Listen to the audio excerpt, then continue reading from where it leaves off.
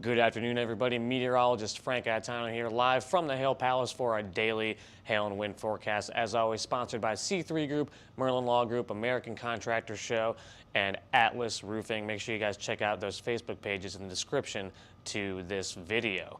Getting right into our weather headlines here. We do have significant winds possible in the plains. There's a possible derecho event that is unfolding. We'll take a look at that here in a second when I get to our current conditions and show you what that is looking like right now. And pretty broad risk today, and the same thing for tomorrow. We do have a heat dome in place, and the storms just kind of ride over that heat dome all across the country. So we have another broad risk in store for tomorrow in addition to today. And then we're going to take a look at the long range pattern going into this weekend and see if we're actually stuck in this pattern or if things are actually going to change.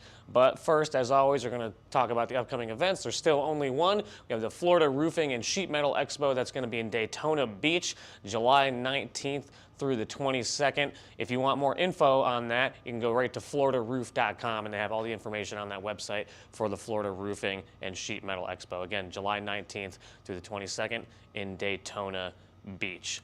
Taking a look at yesterday's storm reports, we had a few reports. All these wind reports here in the northern plains, I'm pretty sure those were all sub-severe, but we did have some severe winds reported in the Chicago area and then south of there in central Illinois. I believe that these hail reports were sub-severe in Iowa, and then a nice scattering of hail reports and wind reports here in the Intermountain West and the northern plains here in South Dakota. So it wasn't a crazy day yesterday, but it was fairly active on the 4th of July yesterday. Our current conditions right now, I'll take a look at this complex here, as it's pretty nice across most of the country. It's going to be hot again today, but we're going to zoom in right here, and you see this bow echo on the leading edge of this. We got a severe thunderstorm watch out. Severe thunderstorm warnings. Looks like a tornado warning currently at the leading edge of this bow where that little notch is. So this is shaping up to be a pretty significant wind event, as this derecho is going to be pushing southeastward throughout the day into this evening. So Sioux Falls is probably the hot spot to be looking at here for the potential of some really significant wind gusts in excess of 75, 80 miles per hour. So make sure if you're in that area, pay attention, because this looks like it's heading right towards your area. Another area I want to look at is this swath of showers and thunderstorms going through Ohio right now. Ohio was going to be the most of Ohio was going to be in the risk today, but I think this is going to temper the possibility of storms and kind of take down the instability. Columbus, you are still going to be at the edge of the risk, but all of northern Ohio with all these clouds in here and then the rain moving through earlier, I think that's going to temper expectations for the possibility of severe weather today in that area. As I mentioned, we are heating up across the central part of the country. That heat dome, there's a ridge in place, so it's going to be hot, hot, hot. And the storms are just going to be riding over this dome into the eastern part of the country today, tomorrow, and then continuing on this week. So yes, hot, and then we go out to the west. It's a little cooler, 66 up in the Pacific Northwest. So hot in the center of the country, cooler in the northwest. That's what happens when we get these heat domes. For moisture, definitely a lot of moisture going on in the central part of the country down into the southeast. 70s dew points almost across the board. So very high moisture content in the air right now to fuel the storms that are going to be taking place throughout this week. We'd like to show our significant hail model to talk about the possibility of some very large hail today. Up in Montana and South Dakota is going to be our biggest risk for the really big hail when storms form later today. So you see the deep colors here over Billings and Rapid City. Those are going to be the two cities most at risk for that very large hail. And we're going to move this through going into this evening. We still have those deeper colors while the storms are going to be in that area later this evening around 7 to 11 p.m. for that area. And then once we get later on into the overnight hours, we do see those values starting to go down as we do lose some of that instability. But moving on to the future radar, so the models have not been picking up on this derecho all day. They've been doing a terrible job. So it's, before it was showing this all dissipating. Now it's actually starting to pick up on it. The last few runs had nothing here. It was showing it dissipating. So we were going to take everything that it was showing with a grain of salt. But it is showing something there now. So we can maybe rely somewhat on what's going to be shown here. We show storms coming up in Rapid City around 8:30 tonight. Storms up near Billings, Montana this evening, and then a line of showers and thunderstorms forming in northern Nebraska going into Iowa this evening. As we push that through, going through this evening and into tomorrow morning, we do still see that complex of thunderstorms heading towards Bismarck. That might have a little bit of severe weather with it, but I do expect that to be mainly subsevere by the early morning hours tomorrow. And then we're going to look at a couple more areas. I mentioned Chicago in the title of this video. So the models have been picking up on a cluster of thunderstorms forming north of Chicago between Chicago and Milwaukee later today. There it is. That's 5:30 p.m. And we need to see if that can actually work its way southward for mainly what would be a wind risk, but possibility of some severe hail up to about $half size if we can really get any updrafts going as you see those storms moving over the Chicago area and working their way southeastward into northern Indiana. And then off to the west, we do see more storms forming this evening into the overnight hours in Iowa, and those are going to be working their way east-southeastward into the overnight hours. Some severe possible with that as well. And we're going to let this play through. Going into the morning, we still have some storms around. Some of these might be severe, but most of them will probably be subsevere as we do lose a lot of that instability after the sun goes down and we go into the overnight hours. One more area to look at as we head east. There's that area of showers that starts to dissipate as it leaves Ohio this afternoon. We do see some storms popping up around Charleston, West Virginia, and then in central Virginia as well. And we're going to see some more storms popping up later this afternoon as I back out of the way here. Going into this afternoon, see more storms popping up on the border here between Indiana and Ohio. And those are going to be kind of lingering as this next complex moves into Ohio in the overnight hours with subsevere winds, I believe, probably maxing around 50 miles per hour if you can get any good storms from that. So graphically, what's that going to look like for us? Like I said, it's a pretty broad risk today. Hail up to tennis ball size is going to be possible in Montana and South Dakota. Here are some cities to highlight. I mentioned Billings already, a moderate risk for hail up to tennis ball size if you can get an individual storm in Billings. Same thing for Rapid City as that cluster is going to be forming later this evening for hail up to tennis ball size. And then Sioux Falls, when that derecho comes through, if it makes it to Sioux Falls, we could see a moderate chance of hail up to golf ball size with that. And that would be wind driven, so that would potentially be a pretty big-time storm for Sioux Falls.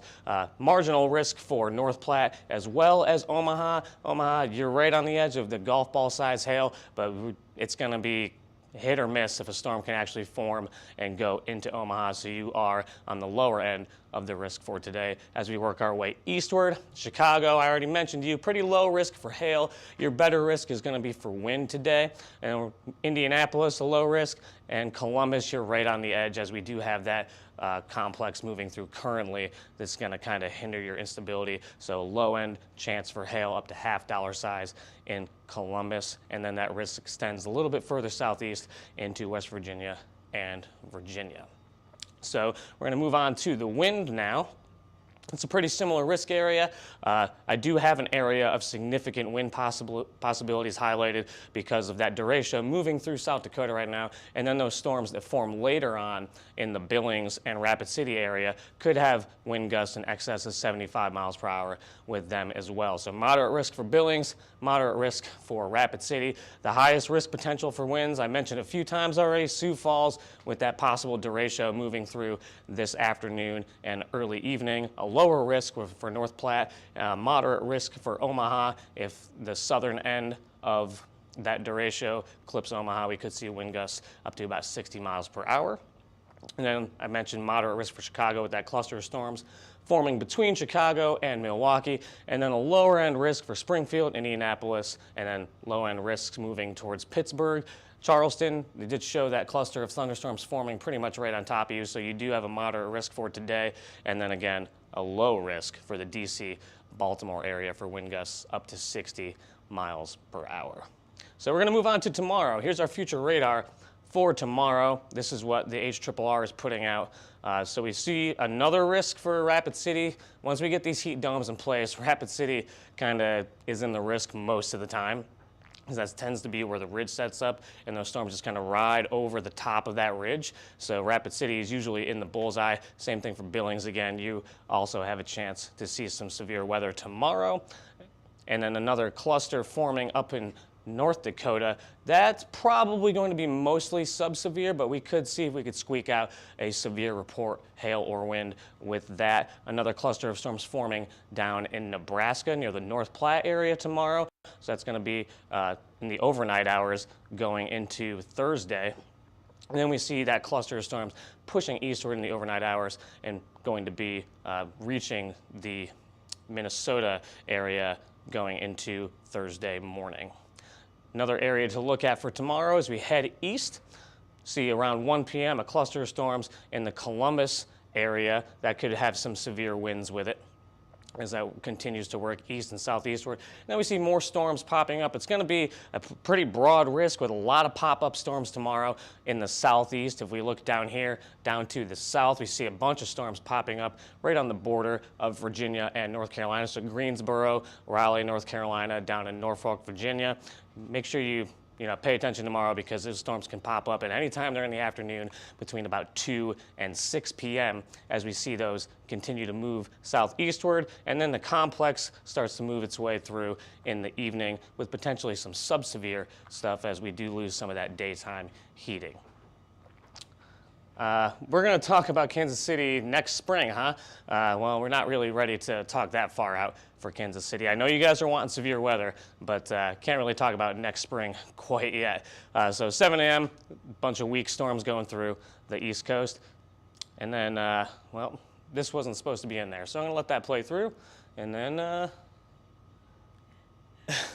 what is going on with that? That was so weird. That's okay.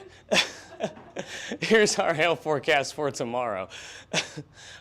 Pretty broad area again. So as I mentioned, up from Montana, down through into Iowa and Missouri. And then a little bit of break here before we go east from Indiana down into the southeastern states in the mid-Atlantic. So a couple of cities to highlight here. Billings, pretty low-end chance for you. Glasgow, Montana, moderate chance again for Rapid City. I mentioned you a few times already. Bismarck, low chance. Sioux Falls, low chance. And Omaha, low chance. Those could be bumped up tomorrow. We kind of need to see what happens today to see how things really look for tomorrow. Some outflow boundaries may get laid out. So if there's an outflow boundary hanging over a particular city, we could see a better chance of storms popping up over them. So we'll have more updates on that tomorrow. And then low chances across the board. Pop-up thunderstorms, it's hard to actually have it pop up right over your city because you can't really trust the models 100%, so you take everything with a grain of salt. So marginal chances as of right now for all of these cities: Charleston, Greensboro, Indianapolis, Louisville, and Richmond. So we're going to take a look at the wind forecast now. It's going to be pretty similar. All right, that graphic didn't update. So I'm going to plow through this. This is from the last time I did this. That graphic did not save. So we're going to go boop, boop, boop, boop. Well, Richmond is going to be in the risk for tomorrow. Same for Roanoke. So you can have a low-end risk for that for tomorrow. But the wind risk is pretty much the same as the hail risk for tomorrow. So anything you saw on that first graphic, apply that to the second graphic, and you're good to go. Here's our pattern setup. I mentioned we did have that ridge, that heat dome sitting over the central part of the country. And if we move this forward, you're going to notice nothing really happens. It doesn't really move.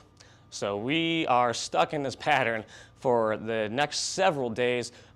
Could potentially see something this weekend as we get into Saturday. We do see a little bit of a shift here as we see this wiggle right here. So we could have a little shortwave trough pushing southeastward into this weekend, going into the beginning of next week. But we're going to have to wait to find out and see if that actually can happen. Until then, stay in contact with us on Twitter, Facebook, Instagram, YouTube, and TikTok. We're at HailTrace for all of those. And if you want to get directly in contact with us, you can call us at 855-334-4245. You can email us at info@hailtrace.com or go straight to our website, www.hailtrace.com, for more about who we are and how we can help your company. Until then, I'm meteorologist Frank Gaetano. Everybody have a great rest of your Tuesday.